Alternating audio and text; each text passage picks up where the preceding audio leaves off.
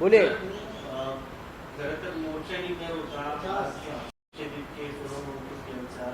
मात्र त्या मोर्चाला परवानगी नाकारण्यात आली आहे. असा कोणताही मोर्चा निघणार नाही असं तुम्ही सांगितलं. सरकार मुलांना घाबरला है। सरकार ये बच्चों से डर गई है। सरकारला असं वाटलं वांगचूक काय किंवा अभिजित दिपके काय यांना आम्ही किड्या मुंग्यासारखे चिरडून टाकू, पण ही झुरळं जी आहेत ती झुरळं फार खंबीर निघालेली आहेत आणि संपूर्ण देशातून झुरळं बाहेर पडली आहेत आणि झुरळांना पाठिंबा मिळतो आहे। हे सरकार लोकशाहीवादी अजिबात नाही। लोकशाहीवादी असतं तर या झुरळांना घाबरून त्यांनी मोर्चाची परवानगी नाकारली नसती। सोनम वांगचूक यांना जोर जबरदस्तीनं पडदे लावून उचलून इस्पितळात नेलं नसतं आणि सरकार या आंदोलकांना सामोरं गेलं असतं, त्यांचा विषय समजून घेतला असता, पंतप्रधानांचा राजीनामा घेऊन या देशाच्या युवा पिढीचं समाधान केलं असतं। पण सरकार तरुणांचा अंत बघताय। तरुणांच्या बाबतीमध्ये जी कठोर भूमिका घेतलेली आहे ती अत्यंत चिंताजनक आहे।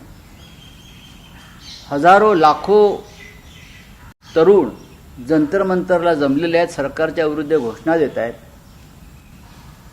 सरकारच्या हातात असतं तर या हजारो तरुणांच्या मागे त्यांनी ईडी लावली असते। मी तर असं आवाहन केलेलं आहे आत्ता मगाशी, संसदेवर मोर्चा नेता येत नसेल तर या मोर्चाचा मार्ग ईडी हेडक्वार्टरच्या दिशेने न्यावा। या देशाच्या बर्बादीमध्ये या ईडीचा सगळ्यात मोठा हातभार आहे। देशविरोधी कारवायांमध्ये ईडी सहभागी आहे। त्याच्यामुळे संसदेबरोबर या ज्या गुलाम झालेल्या संस्था आहेत, मग सुप्रीम कोर्ट असेल, ईडी असेल, त्यांच्या दिशेने सुद्धा हा मोर्चा नेला पाहिजे। तुम्ही सुप्रीम कोर्टाला गुलाम म्हणताय? होय, सुप्रीम कोर्ट जर गुलाम नसतं तर राष्ट्रहिताचे निर्णय दिले असते आणि संविधानानुसार या देशातले निर्णय झाले असते। मला कंटेम्पची भीती वाटत नाही? मला अजिबात भीती वाटत नाही।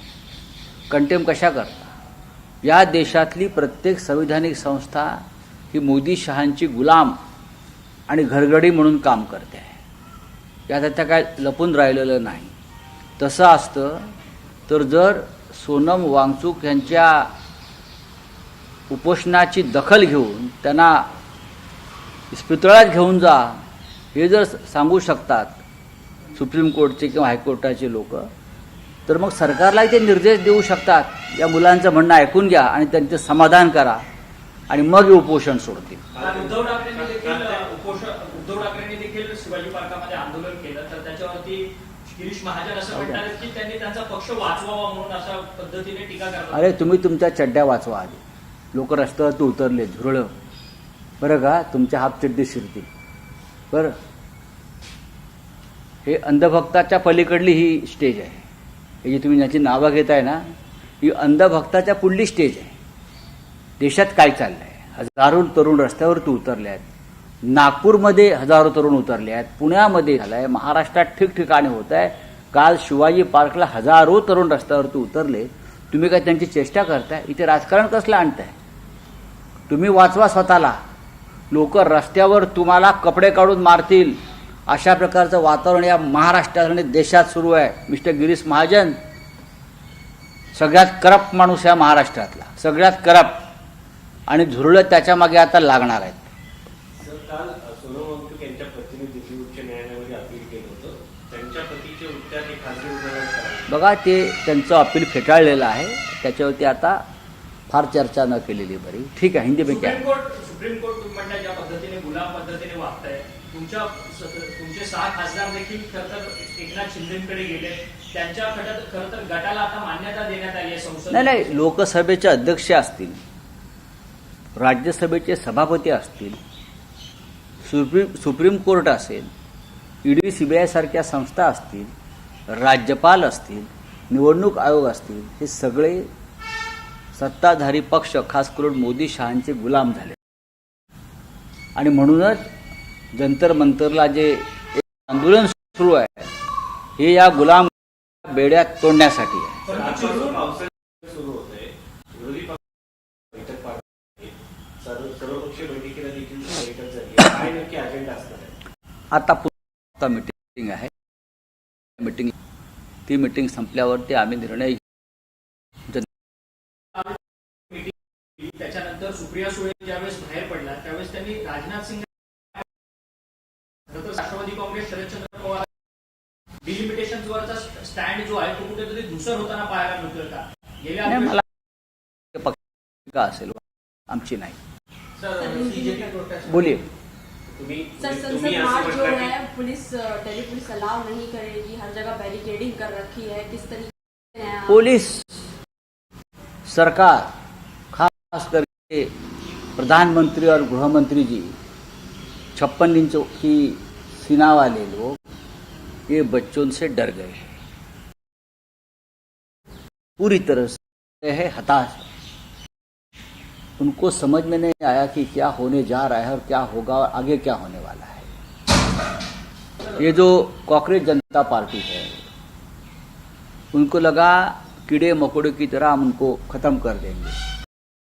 नहीं, ये कॉकरोच जंतर मंतर पर हजारों की लाखों की तादाद में आज है. पूरे देश में बड़े बड़े शहरों में इस आंदोलन का समर्थन हो रहा है. कल मुंबई में सबसे बड़ा आंदोलन हो गया. शिवाजी पार्क में उद्धव ठाकरे जी, आदित्य ठाकरे जी, हम सब लोग हजारों लोग थे, बच्चे थे, स्टूडेंट थे. पुणे में हो गया, महाराष्ट्र में, नागपुर में हो गया है. हाँ, और हर जगह पर हो रहा है. आप क्या करोगे? आप इतने जो लाखों लोग बाहर आ रहे हैं उनके ऊपर आप ईडी लगाओगे क्या? सीबीआई पीछे, उनके पीछे सीबीआई लगाओगे? अगर सरकार के हाथ में होता तो जंतर मंतर पर बैठे हुए हर व्यक्ति के अगेंस्ट वो ईडी की कार्रवाई करते. लेकिन अब मुमकिन नहीं है. मैं तो ये कहूँगा, अगर संसद मार्ग के ऊपर हमको मोर्चा की परमिशन नहीं मिल रही है तो ये ईडी हेडक्वार्टर और सुप्रीम कोर्ट की तरफ ये मोर्चा जाना चाहिए. ये दोनों संस्थाओं ने देश का बहुत बड़ा नुकसान किया है. हाँ, राष्ट्र का नुकसान किया है. सर, दिल्ली हाईकोर्ट ने तो ये बोला है कि आर्बिट्रेरली नहीं उठाया गया है और नहीं, ठीक है. आप न्यायालय की बात न्यायालय के पास रहने दो. और जो बच्चे आप जंतर मंतर पर बैठे हैं, हर बच्चा नेता है, उनको कोई नेता नहीं है. सर, सोनम वांगचुक की पत्नी ने काफी गंभीर आरोप लगाया कि जो पोटेशियम कम होने की बात की थी वो सरासर झूठा. उन्होंने ब्लड टेस्ट भी कराए हैं. देखिए, मैंने ये कहा है कि सभी कोर्ट इस देश की प्रधानमंत्री और गृह मंत्री की गुलाम बन गए हैं. ये बहुत गलत बात है देश के लिए, लोकतंत्र के लिए, हमारे फ्रीडम के लिए. सब गुलाम बन गए हैं. और इसीलिए तो हजारों की लाखों की संख्या में बच्चे और उनके माँ बाप जंतर मंतर पर आकर खड़े हैं. धूप है, कभी बारिश है, लेकिन हटे नहीं. हटाने की बहुत कोशिश चल रही है.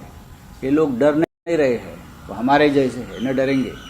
सर, आपको क्या लगता है कि इस बार ये फंक्शन कर पाएगा मॉनसून सेशन जो है पार्लियामेंट का? अभी से ही ऐसा लग रहा है कि मॉनसून पार्लियामेंट में हर पार्टी को खरीद लिया है मोदी और शाह ने. तो पार्लियामेंट में बचा क्या है? पार्लियामेंट में जो गरिमा होनी चाहिए थी अपोजिशन की, वो तो नहीं बची है.